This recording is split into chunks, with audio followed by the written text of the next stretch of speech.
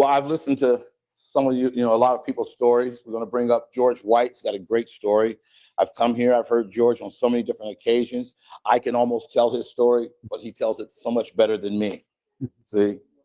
So I'm going to let George White come up here and tell you his story. I'm not going to steal it from him. Maybe next year. Maybe next year. George White.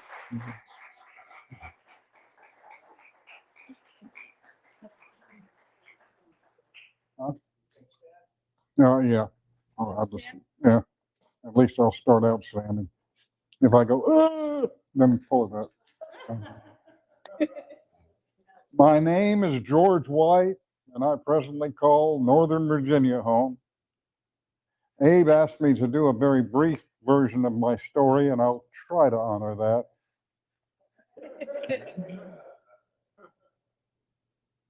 On February 27, 1985, I was living my little piece of the American dream. I was married. My wife's name was Charlene. I called her Char. We had 2 small children. Our son Tom was 12 and daughter Christy was 5. I was vice president and general manager of an independent chain of building supplies. We had 2 houses, 2 cars, and 2 dogs. If you can be a yuppie in Southeast Alabama, I guess I was. That evening, Char and I had planned to go out to dinner and a movie, and the kids were spending the night with their grandmother. Got a call at the house before we left from a man who said he had kind of an emergency situation.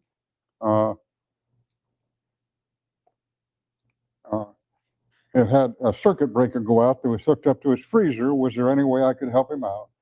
And I kind of mumbled under my breath and said, yeah, I'll tell you what, meet you out there at the store in 15 or 20 minutes. And when I hung up the phone, I told Char, and she said, well, why don't I go with you? Maybe you won't get caught up too long, and maybe we can make dinner in the 7 o'clock movie. We went out. When we got out to the store, there wasn't anybody there yet. We went on inside. We were there maybe 5 minutes when there was a knock at the door. And I went to that door expecting a grateful customer. Instead, I was confronted by a man with a gun. I opened a safe. I gave him what was there. Char gave him her purse. I gave him my wallet.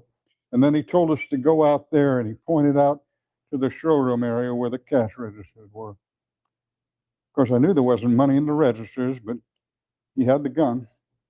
As we started to the door from the office, Char was beside me. He was a little bit behind. And I stepped forward to push open the door and turned to look to see which way he wanted us to go. And at that point, Char stumbled. And the first shot was fired. And again, and again, and again, and again. My next conscious thought, I was lying on the floor, and he was gone. And I looked over, and Char was laying face down in a pool of blood, a large pool of blood. I retreat from that next image that will forevermore be seared into my memory. I reached over and I lifted Char's head, and then I saw her face. And I had looked into the insanity and horror of murder and what those bullets had done to my beautiful wife's face. I retreat from that X'd image, which is forevermore seared into my memory. Obviously, I lived. I'd been struck 3 times in the right leg, in the arm, and in the abdomen. Char was struck twice, and he missed with 1 shot. It was, for me, the beginning of a nightmare that went on and on and on. Obviously, I lived. Char died.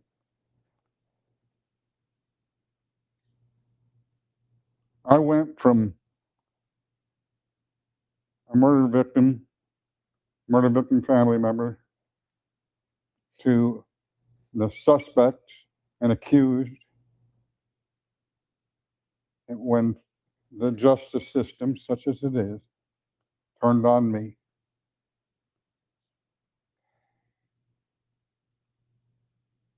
I couldn't believe it. I mean, I understood what was happening. I just couldn't grasp it emotionally. I knew what didn't happen, but then we had to attempt to prove I didn't do it. And I had a lawyer. His name's Paul Young. He's still practicing law in Enterprise, Alabama, and he is my dearest friend on the face of the earth. Paul stuck by me. Make a long story extremely short, 16 months later, I was arrested and charged with the murder of my wife capitally. 14 months later, we went to trial. I was still clinging to what I'd been brought up to believe, that once we got to trial, the truth would out and justice would prevail. I knew it couldn't be made right, but I thought it would be brought back into some kind of balance, and I was wrong. Following a 2-week trial, the state of Alabama asked a jury to condemn me to death. I was convicted. However, I was fortunate I didn't get a death penalty. I instead got life, which in my estimate was another way of dying day by day. I spent the next 2 years, 103 days, in an Alabama prison. And then, through the efforts of Paul and several others, my conviction was overturned. And at that point, it didn't have anything to do with the fact of my innocence. It was because I had received an unfair trial. Of course, I knew that. But then it was another 3 years. I went back to being uh, the accused, and the state kept delaying the trial. They knew how bad this thing smelled. But finally, 3 years later, and through the efforts of Paul and several other people, he uncovered evidence proving my innocence. 104 separate items of evidence that was hidden from us for more than 7 years. Evidence that proved my innocence, not only beyond a reasonable doubt, but beyond all doubt. And finally,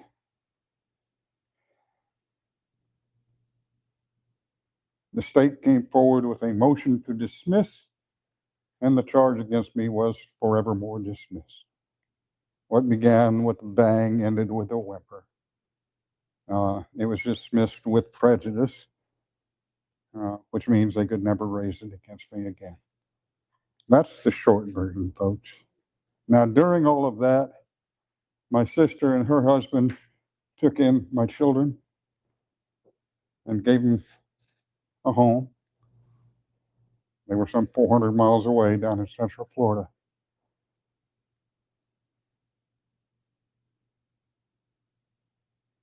I was filled with anger, with bitterness, with hatred.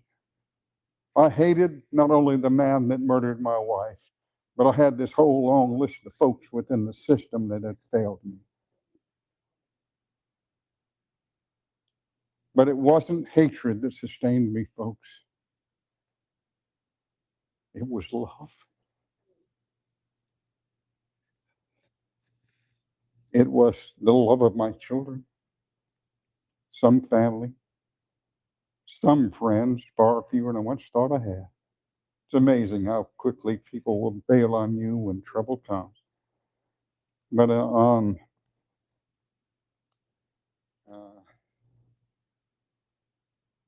In 1993,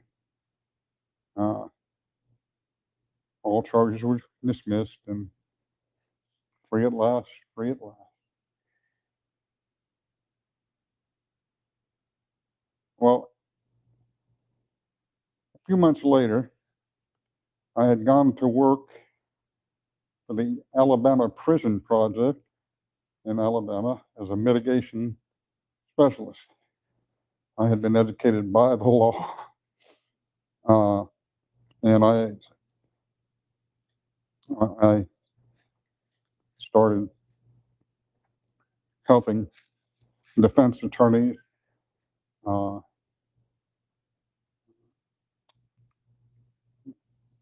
by gathering evidence and what have you, and presenting it in court. But I was having a difficult time of trying to rebuild my life, and then a few months later, I found out about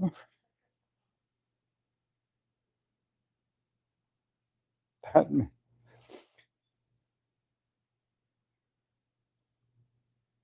I went on the first journey in Indiana, and as my brother Bill would tell you if he was still here, I haven't shut up since. And I find it, this is still a difficult time for me,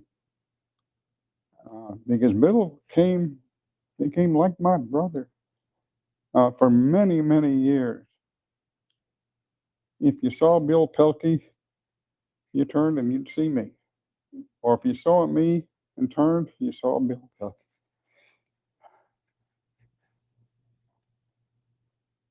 And I know I'm not the only one that misses him, but I damn sure do.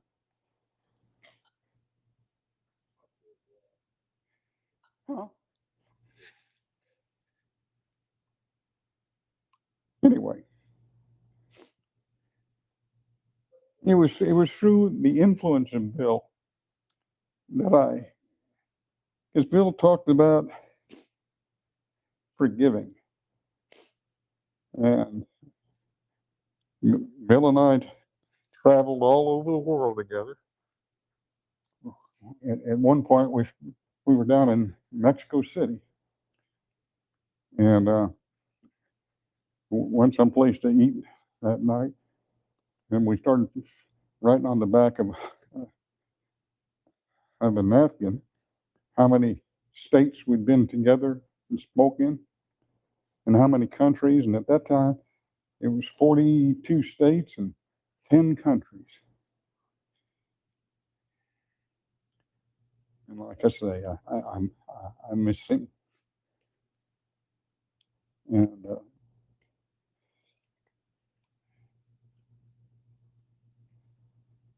my daughter, Christy,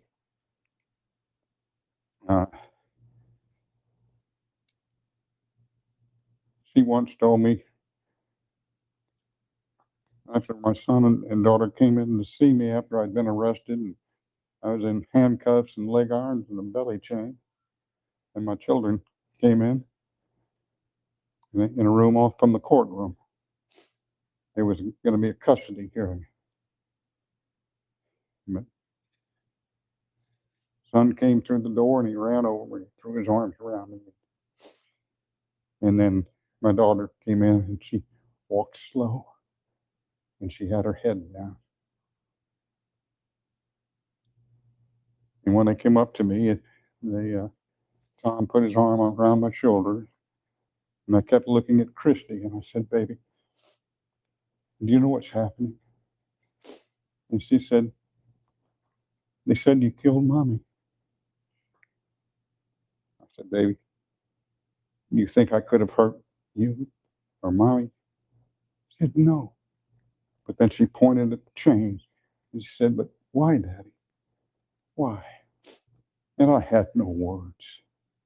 How could I explain to my daughter what I couldn't explain to myself? But then my son, who at that time was, what, 14 years old? Huh? At that time, she was 6.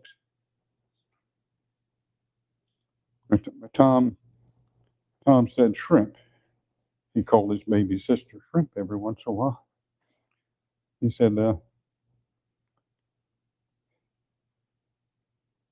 you think Dad could hurt you? I said, no. He said, well, like Dad said, he said, there's some people in the system that are wrong, but we've got to believe in him.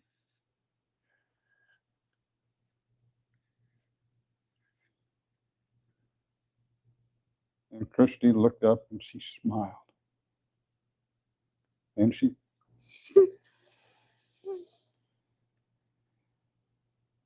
crawled into my lap. And she hugged me.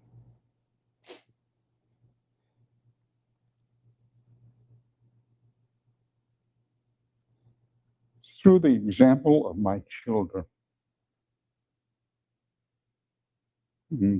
Paul Young, that man, someone you hear, that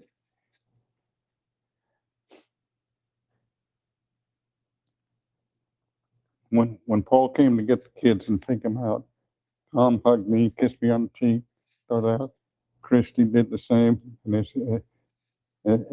she got almost to the door, and she turned around and she looked, and I was holding it together. Daddy's got to hold it together for the babies.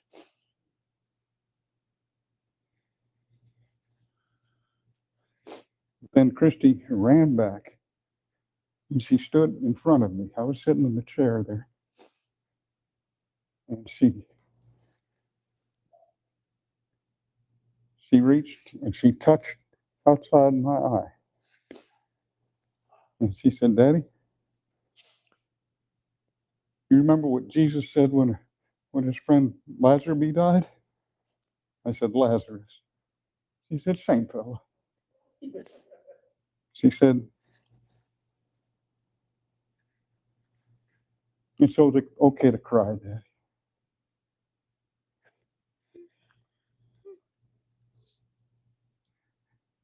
And ever since then, I've shed tears many times. And at times I've been a little bit,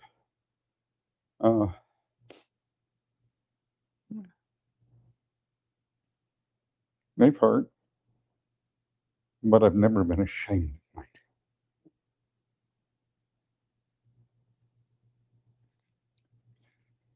Well, that's about the shortest version I can give. But